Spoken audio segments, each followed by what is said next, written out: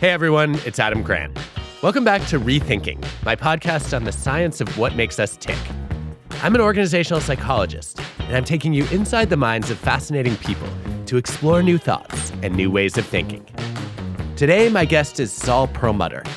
He's the Nobel Prize-winning astrophysicist, best known for his discovery that the universe is expanding at an accelerating rate.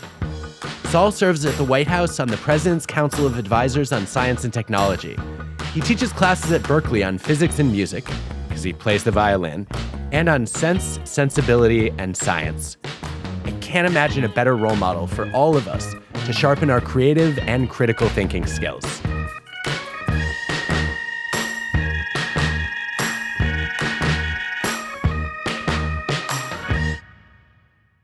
Well, I am thrilled to have you here, especially as a once-upon-a-time wannabe physicist.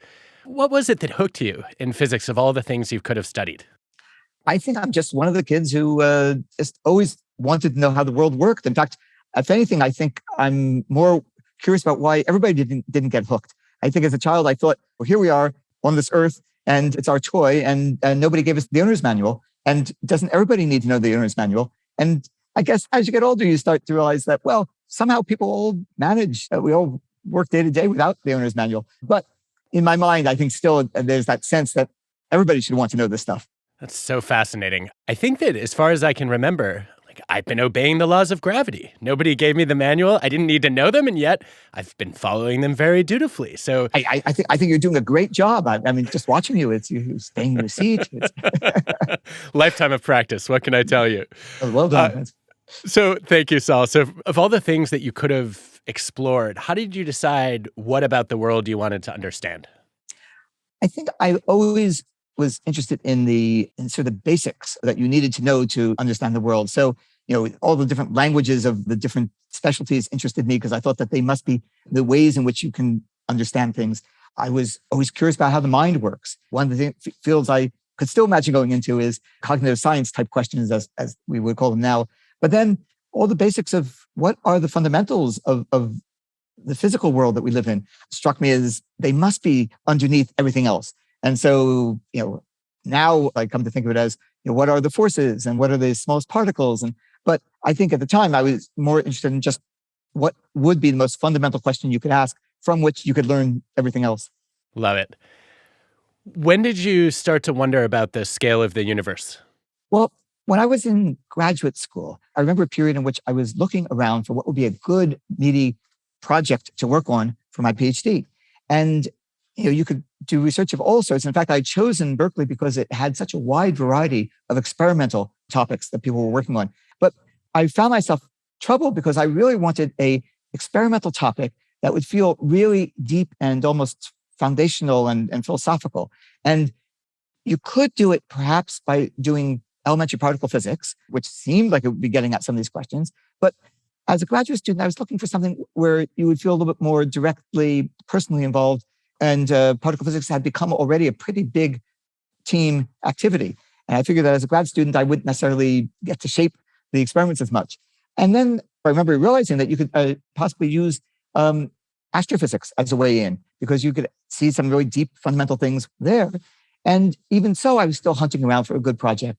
And finally, I came across this opportunity to measure the history of expansion of the universe and find out, for example, how fast the universe was expanding. That could tell you something about the age of the universe. And then it was even better than that. It turned out that you could actually use the measurement of the history of the expansion of the universe to find out whether the universe would last forever and or whether it would somehow come to an end, and also whether it was infinite or whether there was only a finite amount of real estate out there. And those struck me as the kind of deep philosophical questions I'd always wanted to do.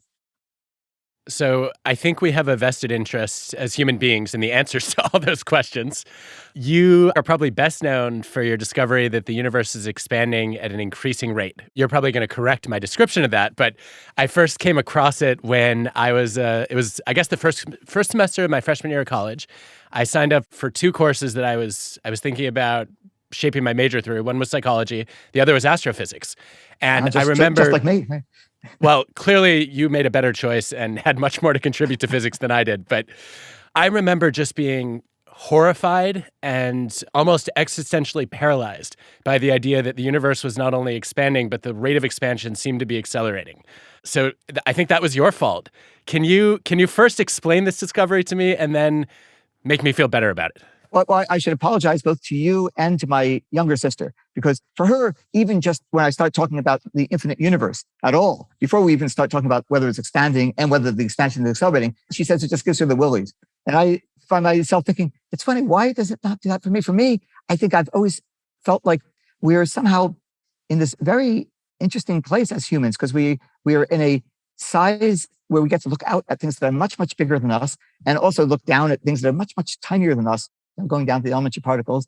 And so we're sort of nicely contained in the middle. And then similarly, we're right in the middle of a period in which, the universe was expanding first very dramatically, and then it started slowing down, and then it started speeding up again. But we're kind of in a middle point where things aren't too far apart and things aren't too close together. And so we can actually look at things. And it almost feels like we're in a nice, cozy center in our universe where, we get to look at everything. And if we had been around much earlier, it would have been hard to do anything because everything would have been too dense. And if we're around much later, it would be hard to do anything because you couldn't see any other galaxies. We'd just be all alone by ourselves. We'd never be able to figure this out. We're in a really nice spot. Wow. So optimal distance for a physicist to do research. Exactly. The right size, we're the right time in history. It's almost perfect. Now, of course, maybe they'll turn out that the world is very different than we thought. And we'll realize that, we were getting a very funny view from where we are right now. But at the moment, in our picture, it seems like we're very, very nicely oriented.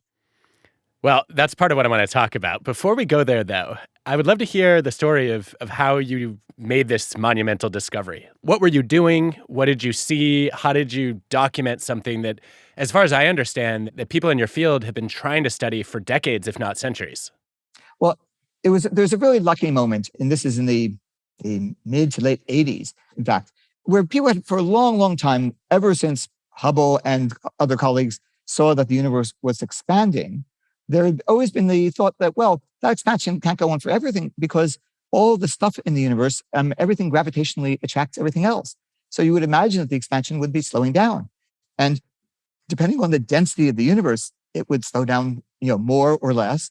And you can imagine that if there's enough stuff in the universe, it might even slow to a halt and someday turn around and collapse to a big crunch. And so that would be an end of the universe.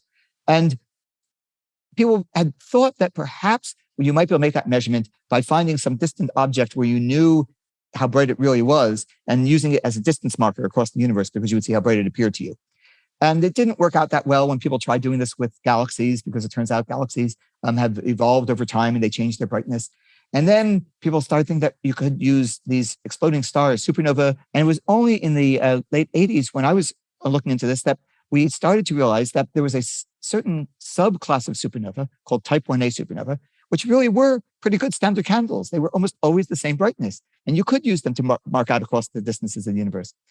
And we had just done a robotic supernova search project where we had figured out how to use all these modern detectors. At that point, the camera detectors that you have in everybody's cell phone today was a really new thing. And we just started to use them to be able to image things directly into your computer and have the computers hunt for the supernova in these fields full of galaxies. All the pieces were in place just at the right moment. And so that was when we started this project to look for very, very distant exploding stars, supernova, and use them to map out the history of the expansion of the universe with all these digital, computer programs to find these distant supernova. We thought that if we were really lucky, we needed about 30 of these supernova to get enough precision to measure whether or not it was slowing enough to come to a halt, or whether it was not slowing quite that much and it would then always slow, but it keep expanding forever. And that seemed like it was a really great project because you could find out if the world was coming to the end in some billions of years, of course. If you could make that measurement, you could also tell whether the universe was infinite or not in space. Because if there's enough stuff in the universe, it has this weird property in Einstein's theory of general relativity of bending space. And so you can actually bend space in on itself. If there was enough to slow the universe to a halt and have it collapse, that would also be enough to make it bend in on itself. So there is only a finite amount of real estate out there. If you traveled in any direction as far as you wanted, you'd end up back somewhere where you were before. And I thought those were great questions. I couldn't imagine a better project. So that's how we got into the whole thing. Wow. And what did you see that led you to conclude that the universe was accelerating in its expansion? We thought it was going to take us 3 years to find 30. At the end of 3 years, we had not yet found one. At the end of 5 years, we found our first of the very, very distant supernova. People had seen nearby supernova before, but never the ones that we needed to make these very distant measurements.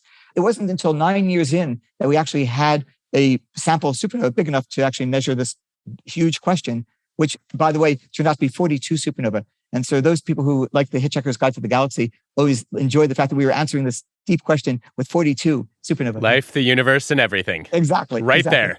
So with 42 supernova, we started actually putting the points on the plot, and you could plot the history of the expansion to see how it was slowing down. And weirdly, the points all missed the lines that we were expecting to differentiate between all the ones that slowed, where the universe slowed down. And we thought, well, all right, I'm sure there's some computer bug somewhere in the software, or else it'll turn out that we need an extra control in our analysis of the dust that could be absorbing the light from the supernova, or anything could be wrong. Almost all you do as a scientist is try and figure out what's wrong with your measurements. Your goal is to hunt through everything that could be wrong before anybody else figures out what's wrong with your measurement. That's basically what 95% of the life of a scientist is, as far as I can tell. But in this case, it didn't go away. We kept having these points appearing in the part of the graph where we didn't think they would be. And that happened to be the part of the graph where, if the universe was slowing down earlier, but for the last half of its life, it's been speeding up, that's where these points would be. After about 7, 8, 9 months of hunting for all the things that could be wrong with the experiment and all the things that could be wrong with the computer program and doing all the sanity checks that we could possibly do, we started concluding, I think this is actually the answer. And so we started just beginning to give some talks about this and realized, that obviously we have to be very, careful showing everything we had checked, because otherwise, why would anybody believe this stuff? Wow. I have so many questions about this. I think the first one is, people tend to think about science as this very cold, rational, calculative process. And yet I hear all this emotion in your voice when you talk about it. What was the emotional arc of that experience, from the first inkling of this hypothesis and saying, wait a minute, everything we think is true might be wrong, to ultimately, we have just discovered that, in fact, most of the field is wrong? Well, maybe I should even go further back, because it feels to me that the whole scientific process is a amazing interplay of emotions and this cold rationality that you also are using at the same time. So at the very beginning, as I was saying, the project wouldn't start unless you were really excited about the project. And that's what, got me into it. The fact that you could measure something that seemed amazing. In fact, it seemed so much fun. I couldn't imagine, why isn't everybody doing this? The idea that you could find out if the universe was going to last forever and if it was infinite or not. All you had to do was go out and measure the brightness of some of these exploding stars. It seemed like the whole field would, everybody would be doing it. And I was surprised that we couldn't, convince people to let us use the telescopes at first, for the purpose. So there's that emotional aspect. Then there's all of the frustrations that you have to work your way through. The fact that for the first 5 years, we had not yet found a single one of the supernova that we were going to use is a really good example of the kind of thing that emotionally you have to be completely, sure that you're making progress, that you can tell that you're actually getting closer and closer. And I think that one of the real tricks of science is the ability to stick with something long enough to get an answer, because most things take way longer than anything that most humans are willing to do just in the day-to-day life. So you need all this extra, ability to fool yourself into thinking that you're getting somewhere. One of the very first big public presentation I gave was a department colloquium in the physics department at the University of California, Santa Cruz. And distinguished theoretical cosmology faculty there, Saul Perlmutter, stood up afterwards, and he turned to the audience and he said, he just wants to make sure that physicists in the audience really understand what a bizarre result this is and how it really changes the picture of cosmology, and it could even change our picture of some of the underlying physics of the world. And of course, that was the moment in which I finally had that sense of, wow, that's right. I knew that was the case, but so the fun of it came to me at that moment when somebody else reacted to the whole thing. It's a very social activity, and all the work that you're doing that I was describing is done in groups, a small team of people, and we're all trying to help each other and make the whole thing work. And then it's a team activity because you need other people to listen to it and to help you decide, is this right? And is it exciting? Well, the result that you ultimately produced, I think, is partially responsible for me choosing to steer away from astrophysics, because I remember just being mystified by a puzzle that I think you can finally help me solve 2 decades later, which is, on the one hand, I thought the universe was everything. On the other hand, it's supposed to be expanding. So What's is going it on? expanding into? Where is it going? That's almost the starting point of any time I talk to anybody about cosmology, because if somebody says to you, oh, and it's expanding, that's ridiculous, right? Because it's already infinite. Well, I think that one of the first things that everybody gets wrong is they start trying to picture a wall and that wall is moving out. And of course, that can't be right if it's an infinite universe. Guilty as charged. I always have to say, okay, when we say the universe is expanding, first, just picture a universe that we could live in today. So picture something that's infinite, as far as you want in every direction. And every now and then, there's a galaxy in that infinite universe. And how often you hit these galaxies is just a matter of what the average distance is between these galaxies if you were traveling around. And that sets the scale of the universe. So when we say the universe is expanding, all we mean is that we've puffed extra space between all of those points, between all those galaxies. And now you have to travel further to reach galaxies. All the expansion is happening between every object. I wish somebody had told me that. I might have landed on a different career path, although I really love the one that I chose. I wouldn't want to undo it, but so maybe it's just as well. I feel like it worked out okay for all of us. Good. One of the things that I'm very excited to talk about is the question of teaching people to think more like scientists. And obviously, that's an enterprise that you're passionate about. You have a course on sense and sensibility and science that you teach at Berkeley. I've been working on some similar issues in writing Think Again and trying to teach people to operate more according to the principles of science. And well, I guess the place I want to start is, when do you consider something settled science? If I were to ask you, for example, like, what's the probability that Pluto is in fact a planet, or that the Earth is not round?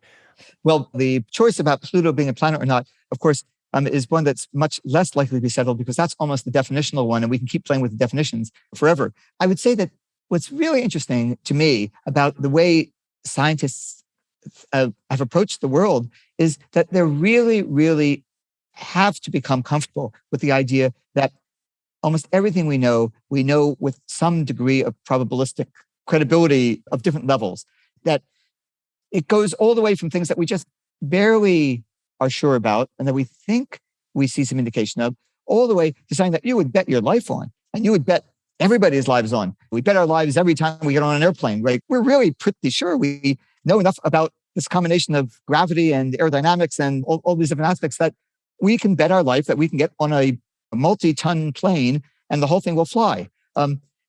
However, almost every topic we talk about, even gravity and electricity and magnetism, there are new things that we can learn. And that's, I think, one of the real fun aspects of science, but it's also where a lot of the flexibility of thinking comes from. The ability to learn something new, even about something that you thought you really understood, and the ability to change your mind about something.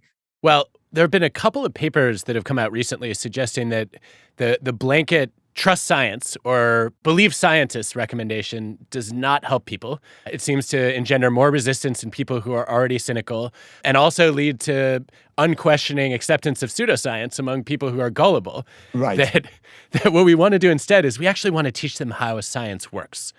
And I can't think of a better person to do that than you. So if you encountered a flat earther, what would you say?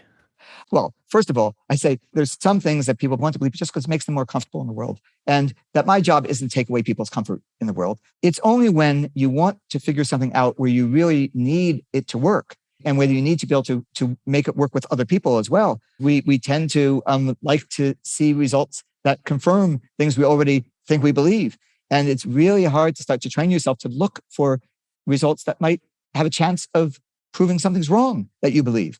And so just the trick of the brain, being able to hunt for ways in which you're getting it wrong, is already a huge step forward. And being open to the possibility that something you think you're pretty sure about is wrong, and then looking for evidence for that you're wrong, is already a big trick of the trade. And so I think that would be obviously highly relevant for somebody in the flat earth camp.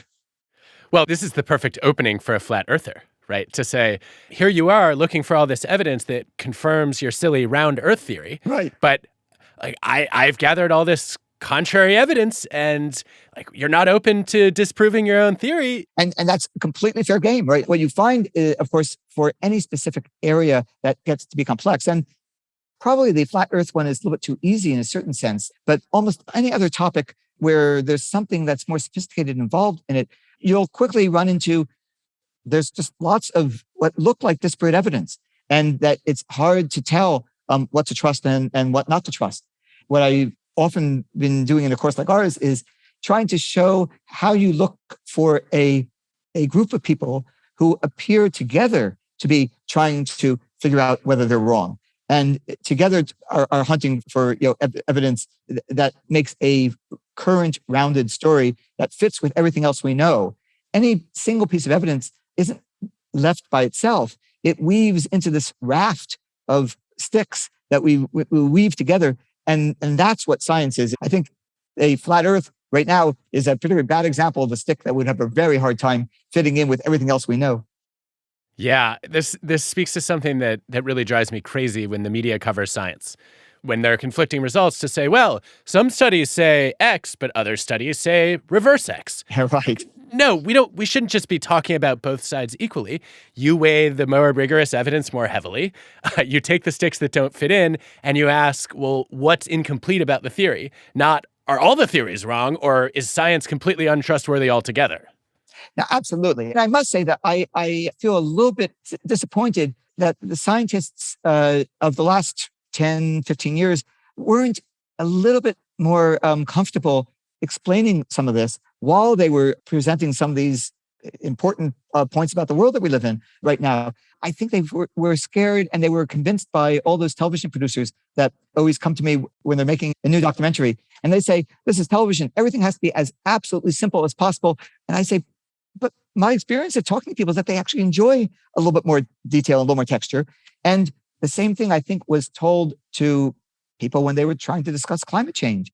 They said, you can't explain to them that there's parts of the story that we don't understand. I think in some ways, the same mistake was made in the way that the various different recommendations for the pandemic were handled, that they often were presented as if, here is the answer, don't ask any questions, as opposed to, here's our current answer. We're playing a football game against the virus. And, don't be disappointed if we come back to you with a different play any more than you'd be disappointed if your football coach told you we're actually doing a different play this next down. That's the way it works. This is a great example of what in Philly we like to describe as trusting the process, right? Which, as a Philly native, I'm sure you've watched the Sixers over the past decade or so. And I keep wanting to say, look, this is not about trusting scientists. It's about trusting the scientific method, which is the most rigorous system that we have for ruling out false theories and accumulating evidence and trying to find less inaccurate theories. And I trust that process, not the flawed humans behind it. Exactly. And we always point out that any given scientist will be getting things wrong at any given moment. That's not the process. The process is, how does that interact with other scientists, and how do they together figure out what's going on? And, basically, science is an aspirational method that actually works with very flawed individuals doing very flawed bits and pieces of the story. But ideally, it generates something that allows us to fly airplanes and cure diseases. And we obviously can do things with that process that no individual could do. And that you don't want to feel like you're in the position of having to trust the individuals too often. There's some great individuals, but any one of us, when we teach the course, we point out that everything we're teaching in every one of these ideas in the course are things that we, the professors, get wrong. And that we still get them wrong even after we teach them. And that the reason we're teaching them is so that we get a group of people around us who can help keep us honest and help us notice when we're getting one of them wrong. And that's the process, really, not teaching any individual to be infallible. I think there's an interesting tension here in that I have often heard physicists stereotyped as the most arrogant of all scientists because they believe they can understand the universe. And I never could wrap my mind around that, because any physicist, even early in training, knows how vast the unexplained universe is. So can you make sense of that paradox for me? What is it that causes some physicists to become arrogant, and how do we maintain humility in that world? I mean, for me, I think it's a great example of one of the balances that is in this game of science. If enough humans are working together well enough, with enough humbleness individually, but arrogance collectively, we can solve the problems. And individually, physicists then can, when they talk, sound arrogant. But ideally, what you want them to be is really arrogant collectively, that, as a race of humans, we can actually do something together. But I think it's an important part of the story to have that can-do spirit. Well, I hate to think of that can-do spirit as arrogance. I would like to think of it as some degree of bold ambition and maybe confident humility, where we believe we're capable of great things, but we also know how limited our current knowledge and tools are. Obviously, that's what you really want to feel like at the end. And I'm probably just putting in a bit of an apology for the physicists who come across as arrogant. Of course, could because some of them actually are, but that's another whole problem. Yeah. That is a whole nother conversation. One of the things I love most about science is how it can inform your daily life and decisions, not just the formal work of a professional scientist. And you've written about this, right? Extensively. I've been working on it in part because I've been so enamored with how helpful it is for leaders and entrepreneurs to realize, you know what, a lot of my strategies are just hypotheses. My decisions are experiments, except I didn't have a control group. I was also really amused to see Jerry Seinfeld talk not too long ago about how he sees comedy as a scientific process where he's got a hypothesis about what's going to make people laugh. He runs the experiment and the audience response is evidence. And then he uses the data to revise his joke accordingly. I would love to hear how you apply scientific thinking to your life outside of, the walls of science. I love the fact that children are taught very early, the one person cuts the cake and the other person chooses which half they get. It could be as simple as that, as ways of avoiding knowing which of two alternatives are going to be the ones that you're going for. You can play that same game with yourself when you're trying to decide which information to take in some decision that you're trying to make. And you could ask yourself, well, suppose I was already wanting the opposite of what I think I want, and I was trying to find evidence for that. What would I be looking for? You're choosing odds rationally. You're weighing what the options are in a way that you would if you were trying to make a science decision. You are the third Nobel laureate we've had on the show. I brought Danny Kahneman and Esther Duflo, and I was curious about how winning the prize had affected their careers. So I've got to ask you the same question. Well, what's interesting is that in your own field, it really does not have a very major effect because they already know you pretty well. But what it does change much more is your ability to have conversations outside your immediate world, because there people don't know you. I want to wrap us where we started, which is, I am desperate to know, is the universe going to last forever? What do you think? Okay. So the deep admission I have to make is that even though the whole point of the experiment that I started was to find out whether the universe will last forever and whether it's infinite or not, it turns out that once we discovered this new mystery of the acceleration of the universe, and now we're trying to figure out what's causing it, I had to put off knowing the answer, because depending on what it is that's actually causing the universe to accelerate, it could be something that will change with time. We're calling it dark energy right now as a placeholder just because we don't know what it is. And so it doesn't tell us anything. But in the very, very earliest part of the universe, we believed that there was a rapid acceleration. And it stopped. The field that we think caused it to accelerate decayed away, and then the universe started to slow down. So for all we know, right now, whatever it is that's causing acceleration, since we haven't figured it out yet, it could decay away, and we could be back in the universe that's slowing down and coming to a halt someday in the future. So because right now my job is to go out and try to figure out why we're seeing the acceleration, I have to stay completely open in my mind to the possibility that it's one kind of dark energy or another kind. And so I can't take any favorites right now on whether or not it's going to come to an end or whether it's going to expand forever, because I have to allow for both possible or more possible alternatives. I think that is the most encouraging answer I could possibly imagine to this question, because you're saying, despite all the horror stories that we've heard, it is possible the universe will always exist. Yes, and I will give you one extra piece of encouragement, which is that even in a universe that might come to an end, there's the interesting possibility that we get to have infinite number of thoughts before the universe comes to an end, and that we are able to basically accelerate our thinking process and relative to the scales of the universe, so that there's no end to our chance to explore and think. And so that for me would be the ultimate loophole, that a universe could come to an end, but we still get to think infinitely and to experience infinitely. Wow. Well, my only reaction to that is 42. Thank you, Saul. This has been such a treat and so enlightening and surprisingly uplifting. I didn't know I would leave so excited about the future of the universe.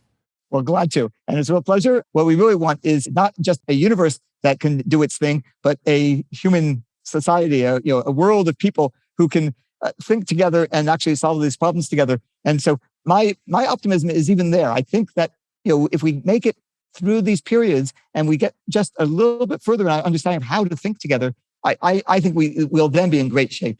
Well, let's make that your next project. Thank you.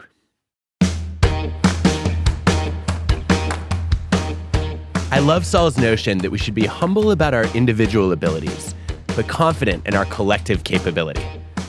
Take it from a Nobel laureate. You don't have to be the smartest person in the room. You just need to make the room a little smarter. Rethinking is hosted by me, Adam Grant, and produced by Ted with Cosmic Standard. Our team includes Colin Helms, Eliza Smith, Jacob Winnick, Michelle Quint, Sammy Case, and Anna Phelan. This episode was produced and mixed by Cosmic Standard. Our fact checker is Paul Durbin. Original music by Hansdale Sue and Allison Leighton Brown. If you go backwards in time, the fun thing is that now you suck space out between objects and things get closer and closer and denser to each other and denser until eventually everything is almost on top of each other and in like this thick, deep soup of particles. When we say Big Bang, we really just mean that very dense, hot, thick soup time. And it's just that probably it wouldn't have sold as well if people called it the Big Soup. Yeah, the bang has more oomph behind it. Sounds like a more legitimate theory.